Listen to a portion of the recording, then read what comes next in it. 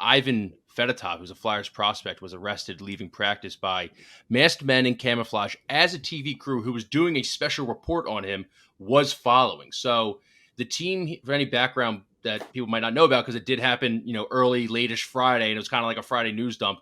So the team he plays for, CSKA, which I was told is pronounced Cheska. Yeah, I mean it's basically the old Red Army team. Okay, so it's CSKA, it's Cheska Moscow. Okay, so they're owned by the Russian military, the military defense. Now, he gave an interview saying that he was going to go play for the Flyers this coming up in this season and whatnot. Like I said, he was detained when he came out of a practice session. He was sent to a detainment facility where he received injections. He falls ill, transferred to a hospital. There's a chance that he's in this province called Severodonetsk or Severodonetsk, whatever.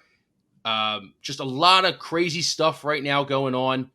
And what the hell is going on in Russia right now? Well, I wish I could tell you exactly what's going on. I will put a little caveat out up front that we're going to discuss this, but the reports that are out there, since they are coming from Russia, I would say we should be careful to accept them all as truth and fact. We don't know. We don't know what is really happening over there.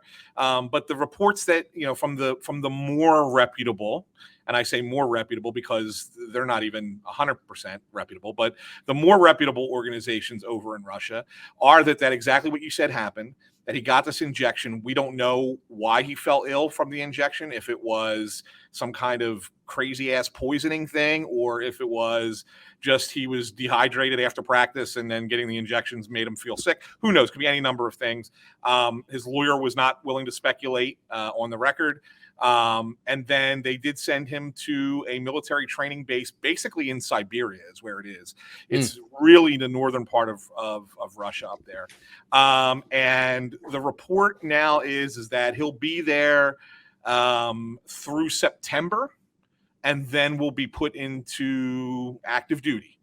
And he only, the quotes that I saw again from Russia were that it's not a lot to worry about. He'll be able to resume hockey in a year.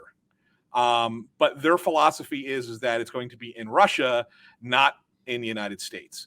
Okay. I guess the question really comes down to this. The NHL had a transfer agreement with the KHL that once the war between Russia and the Ukraine started, they canceled. And basically we're like, we're not going to honor this agreement anymore because we don't approve of what Russia's doing. Fedotov was obviously a name that was important in Russia because he was the starting goalie on the championship team. He was the starting goalie on their Olympic team. So it was a name that a lot of people in Russia were following.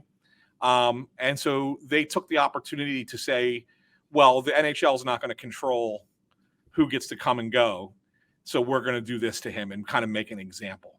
And is that's Provy kind of over there? Provy. So right now, last I had heard, Provorov was here, but was planning on going home to see family. Okay. Now, whether that's changed because this happened, but as of about a week ago, he was still in town and he was still training here. I have not heard since whether he decided to go or he's going to decide to stay.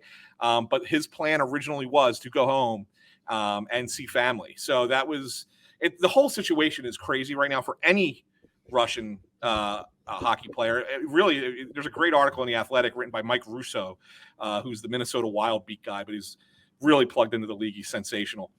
Really talking about, the Russian players just don't know. They just don't know what their future is going to be.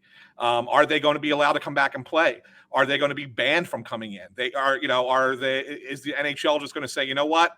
We'll wait. You guys can play in Russia until, that could be a move that you make back to kind of say to Russia, fine, you won't let this kid over, then we're not going to let Alex Ovechkin come back and pursue the all-time goal scoring record, right? There's a lot of things that could happen here. It's going to be, let's see who's got a bigger dick is what this is going to be. And we'll see who wins. But it's kind of crazy, and you just feel bad. You feel bad for the kid, right? Mm-hmm. More than anything, you feel bad for the kid that he's got to endure this. But this is the way it should. This is the way the Flyers summer is going, and shouldn't surprise anybody that they have one shit show after another with this team. Yeah, and to add a little bit more to the situation, Ovechkin was asked about this weekend, about the whole Fedotov situation, and his answer was, they asked him, "Do you want to talk about it?" And he goes, "No, why?" So, was there going to be? I'm looking forward specifically to the Ivan Fedotov revenge game when they do play the Capitals in the future. Yeah, I mean, you don't know. I mean, that's the thing. Like, why is Ovechkin not saying anything? Because he doesn't want to risk, himself. I mean, he doesn't want to put any. He's just like, I'm not going to comment. I'm just not going to say anything. I'm not going to fuel any flames. You can't blame the guy. I mean, he's got a career to worry about as well. I mean, family, yeah. Well, his family's here. I mean, the one thing I could say is Ovechkin's most of his family is in the United States at this point. Then you know what? I'm actually going on the other side. Ovechkin's a pussy for not saying anything. I don't trust Chuck Fletcher in many trades, many deals, but can we trade Brizz's contract for our boy Fedotov? Well, Brizz's contract doesn't even count anymore, right? I mean, I think they're still giving him a little bit of money, but it doesn't even count anymore. We can't say, hey, Putin, here's Brizz. It's not Bobby Bonilla. Yeah, it's not Bobby Bonilla. Yeah. No. This is, we don't have a Bobby Bonilla day for the Flyers. I mean, there's so many things. I mean, it's crazy. It's just unbelievable. I mean, when I first heard about it on Friday, I was like, and I was told how many levels this went through the government and the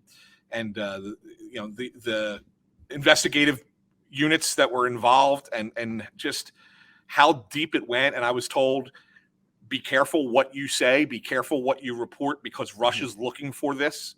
They want to blame anything that they can on America.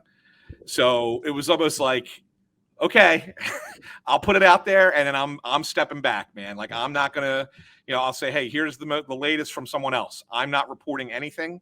I'm not going to try and report anything. I don't want to be the person who could potentially put this kid, his life in danger, right? I mean, so I'm just not going to do it. I'm just not going to do it. So that's a personal thing that, and I wish that, and I put a little thing out on Twitter. I said to my colleagues, just be careful what you put out there. Make sure that what you have is worth putting out there, because it's a human life at stake.